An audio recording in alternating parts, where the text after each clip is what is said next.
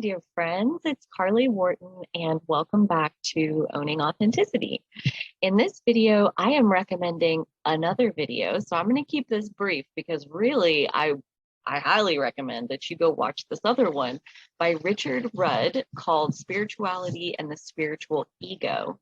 And like he explains, I think at the beginning and the end, maybe just the end, this is meant as kind of a mirror exercise, like a looking in the mirror type exercise, not like he said, like this isn't meant to be weaponized, but to like look at other people and say, this is what's wrong with you and this is the problem that you have.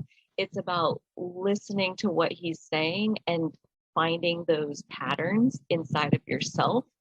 In the talk, he talks through 18 traps that we can fall into as far as our spiritual ego. Because even spirituality, our ego is framing all of it. Our ego frames our entire perspective. And the less we know that, the more it's controlling our dominant outcomes. The trick is to expand even wider than the ego, to be looking through eyes that are detached from any label or any one identity, because you understand that really there's only just one. There's just all. There's a million infinite different facets representing different sides of the all. So nothing is outside of us, nothing is apart from us. Judging anything is actually a judgment of ourselves in a way. It's unresolved things bubbling under the surface. When we're judging others, there's some type of unresolved emotion inside of us that we are projecting onto them. And this is all very, very helpful to understand the 18 different lenses that he puts on it, because, and I'm going to give some examples of the ones that really resonated with me. Because there are so many different ways. Like he said, all of it is such a fine line between, like, why are you doing what you're doing? Are you pursuing spirituality to be better than others and to lord it over them and to look down on people? You think you're not until you listen to his examples and you're like, shit, that's exactly what I've been doing. There's so many different traps where things that feel good in moderation, in excess, they're a trap, and you can get stuck there and it distorts your whole view. And at that point, you're not looking through the widest lens possible of your highest self. So the 18 traps, spiritual traps that he takes you through, and he puts his own stories inside of it. And I personally find him to be really authentic to listen to. So you see what you think. B was checking me out. He must think I'm a flower. Got that going for me. So the ones that I have a few jotted down, and without a doubt, the one that resonated the most for me personally, that I know I do this all the time, probably still not as bad as I used to, was spiritual savior. Like you just want to help everyone and you'll like smother people to death with your help. Like just oversharing, overcaring, overdoing it, overextending yourself to others. And what's in that is like you've identified as the savior. And so until you're saving someone, you can't find your value. You're like not really attached to your true value. And I know for a fact, when he was giving the examples of like, one of them was trying to convert your spouse. Like when I first found Abraham, I didn't have a spouse, I had a boyfriend, but oh my gosh, the fact that he couldn't hear it the way that I heard it, it just was like, I just couldn't take it. Like the fact that he didn't really get into it with me, I couldn't like get him to have a spiritual conversation with me. I was like very much forcing it on him. Absolutely. So that like definitely rang true. And it's like, you really do just want to help. You really do just want to be of service, but it kind of comes back, like one of the lessons that I've learned and practiced, I feel like that is kind of connected to this, is like, stop answering the questions that aren't asked, like answer the questions that get asked. Like, let people's readiness guide what you give them. Don't just need to put on a whole show. And it's so funny because at the same time, I'm the kind of person that like needs to put on a whole show. And so making these videos and doing podcasting and getting to talk just because the act of talking feels good to me at the time, finding a way to create an individual activity that's a channel for that energy instead of forcing it on other people. Like, I don't have to insert myself in front of someone and say, hi, I'm here to help you right now. Like, here's all the tools that I have. It's so frustrating when they don't want your help over and over and over and over. So spiritual savior, I was like, yep, Carly, there you are. Another one, this one definitely rang true, was spiritual pleaser. And this is basically a conflict avoidant person who like doesn't want to hurt someone's feelings. And so they put up with more than they should, basically. Like he said one of the downfalls of that is over listening. And I knew exactly what he meant because I listen. This is why I say probably still, like this is still going on to some extent, where I listen to something that I think like that's bullshit. Like what they're talking about is just bullshit. Like it doesn't make any sense.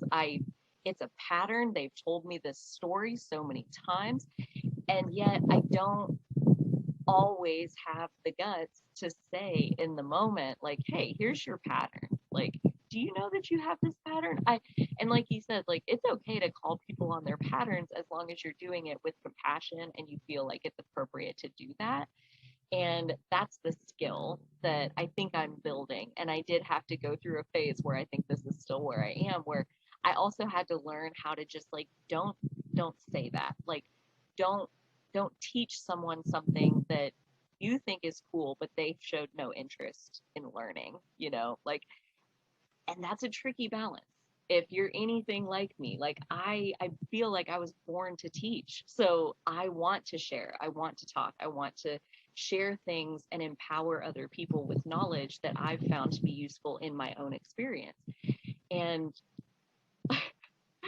I cannot iterate enough how having this channel and having podcasts is such a relief, such a pressure valve relief of that energy of like, I'm a born teacher. I have teaching energy running through me all the time. And I was dumping that onto everybody else, whether they wanted it or not. And mostly they didn't. Most always they didn't.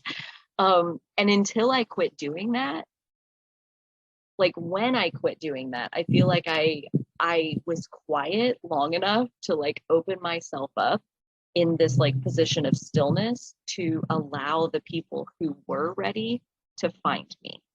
And that is like the coolest thing that I've ever accomplished in my whole life, probably, is attracting clients, attracting people who want to pay me to coach them, like to teach them things that I've learned that have been so valuable and impactful for me. And they want to pay me to give them the value of what I know. And those manifestations, I mean, they amount to a few $1,000s so far, but the abundance of fulfillment and getting to do what I feel like I was born to do, like that is so delicious. But absolutely, I was falling into that trap over and over and over again of spiritual savior, and what was the other one? Spiritual pleaser, not calling people on their shit because I didn't want to offend them. And all of that for me has kind of naturally resolved itself as I've been on this year of learning how to speak my truth. It's really all about timing and like waiting for clarity, waiting for the inspired moment to begin speaking, letting the energy align itself, and then saying what you have to say. And it blows me away as I started practicing this year of speaking my truth, it blows me away how when I do that and I say something, I say a truth, a reflection to someone that I care about, that, you know, I don't think they're going to like hearing this. I think this is going to be troublesome to say this to them. And I'm just like, oh God, I don't want to say it, but I'm practicing speaking my truth, and this is my truth, and I've waited for clarity, and this is what I got. And when I give people that, when I hand them, here is this, that I have distilled through this emotional clarity process, I've waited for this inspired moment to tell you this, and now here's this moment, and here's this truth. The response is like 100% positive. If not in that very moment of them immediately affirming that this was a positive experience, at least in the next couple days. Like, even if in that moment it's a rough conversation back and forth, and maybe we don't even leave that conversation with everything resolved, within a day or two, they're telling me that, like, yes, yes, okay, thank you for telling me that. So I know that speaking our truths can be really, really, really powerful for other people. And I'm only just beginning to see that because I feel like I've spent the first 30 years of my life gaining experience about how speaking our truths can also be really, really, really devastatingly not productive. Like, just really, what is the word that I'm reaching for there? It can cause literal destruction. You can rip people apart. And that's not to say that people can't always put themselves back together, and, like, you know, our broken pieces are where we're strongest and all of that. And I believe all of that. But our truth can actually cause harm, like real physical, maybe not physical, emotional, that can lead to physical harm in the moment of, like, when we don't wait for the right time, when we don't wait for emotional clarity, when we just pop off with whatever truth is there in that moment of the emotional wave. Yeah, that's really not good either. And then I kind of fell into this trap of the spiritual pleaser, where I just cut my truth altogether. Was like, I don't want to hurt people with my truth, so I'm just not going to say it out loud. And that took me a ways, you know, and I learned listening during that time. That was good. That was a good skill to practice while I was not speaking my truth. And now I feel like I'm finally coming to this place. Like he says, it's a fine line between, you know, not being a spiritual pleaser, but you also just don't want to, like, jump down everybody's throat all the time with all the things that they could be like, hey, here's your patterns. Like, it's not my job to tell everybody that. Like, it was actually really nice to stop telling everybody all the things, to just quit being the boss of everyone and just take a back seat for a while. And that became that spiritual pleaser trap. So I improved in one sense, and in another sense, I kind of came to the end of the usefulness of this phase and still stuck with it for a little while, to where I felt stifled. I felt like my voice didn't have a place in this world, and that I was walking on eggshells. And I realized, like, that's you. That's you, Carly, doing that. And at any time you can quit pretending that there are eggshells under your feet, you know, like that's something that's inside of me. And that was about December. So the year of truth it became 2021 for me. So all of these are, again, such helpful mirrors to look into, to gain even deeper clarity around who you really are. Like, who am I really? Because, like he says, like, the second you identify with anything, even to say, I'm a spiritual being, you're identified as a spiritual being, which limits you from being part of the all. You're not just a spiritual being. Like, no label is adequate to describe who we are. And it's not ever something, I think he gets at this, is like, it's not ever something we can really know in our minds in words. It's something that we feel in our heart. We feel when we've ascended to be connected with this all. And it's not something that's permanent. I don't think that's a permanent state for any living creature. But as we go along our spiritual path, we figure out, like, what's conducive to popping in to that state of alignment, and then how to make the most of it while you're there, and how to be okay with yourself when you're not there. All of the phases of the process, the ups and the downs along the way. It's all part of the dance. It's all part of the process. So I just really, really, really personally loved, totally enjoyed his video, Spirituality and the Spiritual Ego. It's about 45 minutes long, but to me, it like flew by when he was like, "Oh, thank you for bearing with me. It's the last one." I'm like, "Really? That's it? It's over?" I could have sat for many, many more. That's probably, yeah, uh one of the other examples of the traps is the spiritual know-it-all. Like, I definitely get stuck in the intellectual part of learning and soaking up all the new information. And only recently have I really begun prioritizing the embodiment piece and the integration piece, bringing all of this fun spiritual knowledge and stuff and connections and like all this like cool things that I've collected, a lot of it, but I've brought very little of it down into my body to embody it and be it. And to me, the bumblebee, to me, that's what owning authenticity is for me, is this process of embodiment, this process of taking everything, every delicious morsel that I have learned from my spiritual path and embodying it into my actual energetic field, to where when I move through the earth, around the earth, my energy naturally speaks of all of these things. And at that point, as much as I love to talk, there's really nothing left to say. You know, like, being it is so much more powerful than explaining it. And one of the pieces I think was in that video, it might have been in one of the other ones that I watched from that same guy, Richard Brett, was embody what you believe, don't defend what you believe. If someone is attacking your beliefs already, it's an unwinnable engagement. That's my personal riffing on his idea. Just to not like confuse that, like, he didn't say that. If he's not cool with those thoughts, that's all me. I'm not trying to put credit in his mouth for all that. What was I saying?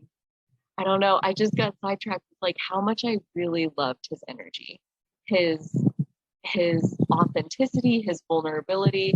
Like, he shared some of his shadow stuff, like moments where he's thought things, like definite ego driven thoughts and behaviors, and he's seen it within himself and sharing those awarenesses. And it was so helpful to hear his perspective, because it helps, just like a mirror. I mean, it helps me to see myself, my energy, my awareness that much more clearly. And so so grateful for him and his work.